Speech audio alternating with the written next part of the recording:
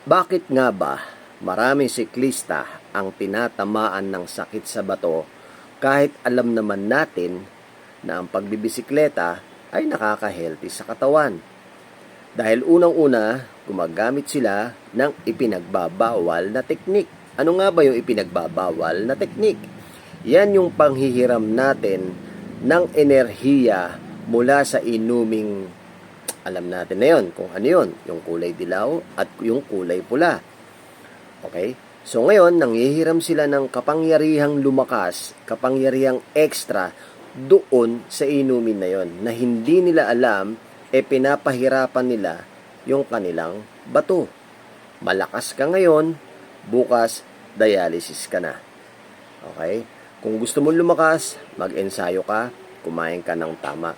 Hindi yung pagkatapos mong mag-ride, dahil pagod ka at gusto mong chill, iinom ka ng alak. At marami akong nakikitang mga kaibigan natin na pagkatapos mag-ride, iinom ng alak.